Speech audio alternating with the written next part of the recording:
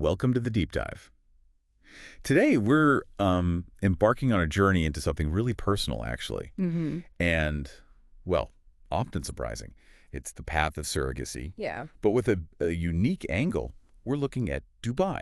Right. One of the most sort of dynamic cities globally. Exactly. Yeah. And we want to uncover what surrogacy looks like there, specifically in 2025. It's fascinating.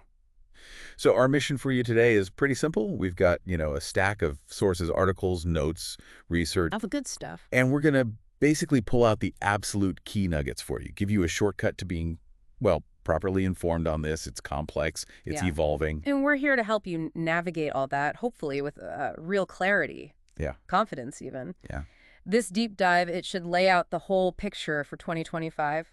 Costs, the process, and crucially, the legal side, which has seen a huge shift. Okay. It's a really significant moment, actually, for fertility options there. We'll make sure you understand why. Right. So let's dive straight in, because if you've been sort of tracking global surrogacy trends, this might be the biggest aha moment, maybe. Go on. Because, well, as of 2025, yes, surrogacy is actually legal in Dubai. That's the headline, isn't it? It absolutely is. This isn't just some minor update. It follows that big UAE federal decree law, number 17/2023, The landmark one. which explicitly lifted the previous bans. It really does change things. Puts Dubai in a fascinating spot globally. It really does. And zooming out just a bit, what's critical to understand is that this new law, it specifically allows gestational surrogacy. Okay, so define that quickly. Sure. It means the surrogate carries the pregnancy, but the embryo is created using the intended parent's genetics. So the child isn't genetically related to the surrogate. Got it. And here's the other massive point. It absolutely prohibits commercial exploitation. Raining. It means surrogacy must be altruistic. Surrogates can only receive reimbursements for their actual expenses. No profit motive allowed. Wow. Okay. Right. Altruistic. Exactly. It's a strict model designed to align with, UAE cultural and religious values. The idea is transparency, preventing abuse. Right. And it's all overseen locally by bodies like the Dubai Health Authority, the DHA. They enforce really rigorous guidelines, procedures, contracts, welfare, everything. So altruistic only. That's a huge deal. I wonder, do the sources mention how that impacts finding surrogates or challenges compared to, say, the U.S. model? That's a great point. The Yeah. sources do imply that, yeah. And speaking of restrictions, there's another really specific one you mentioned. Yes, the ban on donor gametes. Right. No donated sperm, no donated eggs. Correct. The law is explicit. It's about maintaining those direct genetic family ties. That is a major differentiator from many other places, isn't it? Yeah, Intended parents really need to know that up front. absolutely. It shapes the entire process, and frankly, who can even consider surrogacy in Dubai?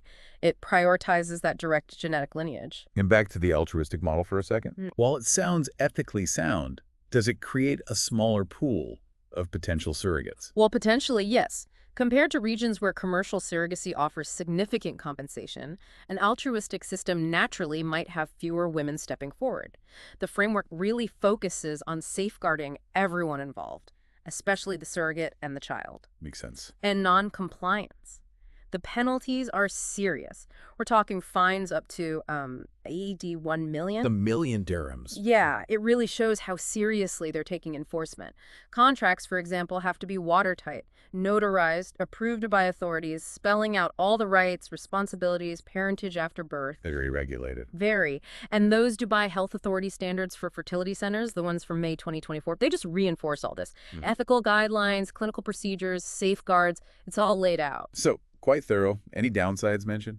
Well, sometimes the definitions in certain areas can still be a bit vague, apparently. They could lead to some delays or confusion. But the overall benefit is meant to be protecting vulnerable people and ensuring child welfare. Okay. And looking ahead, you mentioned potential updates in 2025, maybe for non-residents, Yes, there's some suggestion that clearer guidelines might be coming for non-residents. which could make it more accessible. Potentially, yes. It could streamline things for international intended parents, hopefully without lowering those high ethical and procedural bars they've set. It shows they're adapting, perhaps, while sticking to their core principles. Interesting. Okay, so we've got a handle on the legal side, which is, well, it's a lot to take in. It is. Let's shift gears then. Let's talk about the practicalities, the money. Right, the financial commitment. Yeah. And these figures, just to be clear, are 2025 estimates. Yeah. And they definitely reflect Dubai's premium healthcare standards. Yeah. So brace yourselves, maybe. Well, it's certainly an investment. The typical total cost range we're seeing for 2025 is somewhere between AED 140,000 and 250,000. Okay. And in U.S. dollars, roughly. Approximately USD 38,000 to maybe $68,000, give or take, depending on the exchange rate, of course. Right. And what's quite telling, I think, is how that cost breaks down. You see a significant portion dedicated to those legal safeguards and the transparent altruistic reimbursements. It underscores that ethical focus over pure commerce. So what exactly does that big range cover?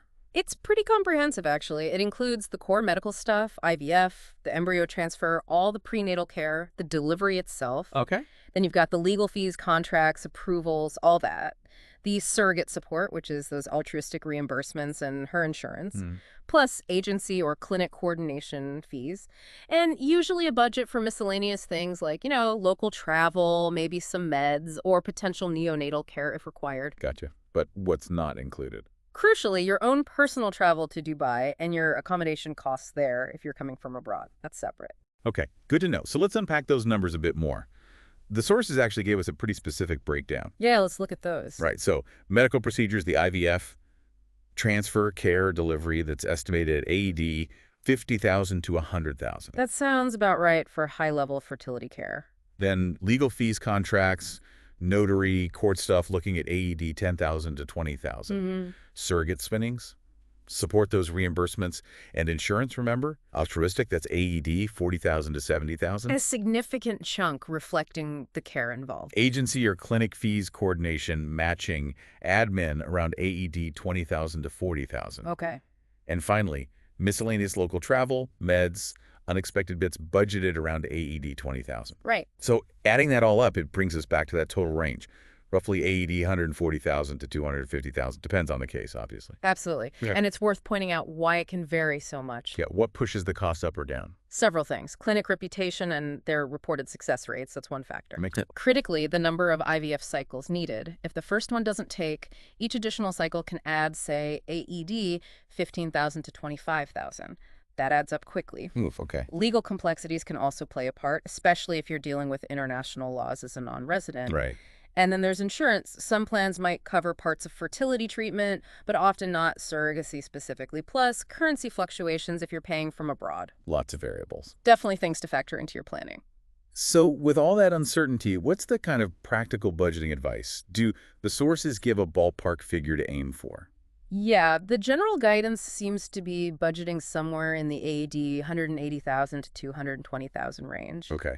That usually covers the essentials, plus some common add-ons or contingencies. Helps minimize surprises, hopefully. That seems like sensible advice.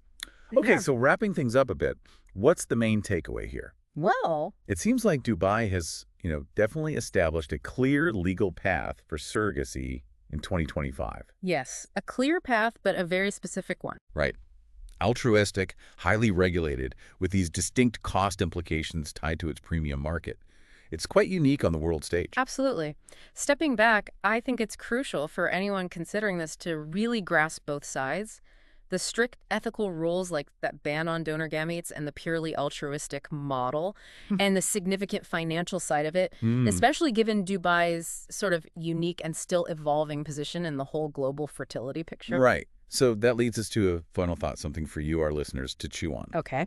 Given that these Dubai laws demand altruism, and they completely rule out donor gametes specifically to keep those family genetic ties intact, what does this really unique approach actually mean for the future of fertility options worldwide? Interesting question. And maybe even how might it shape the idea, the very definition of parenthood for people who choose this particular path in this specific place?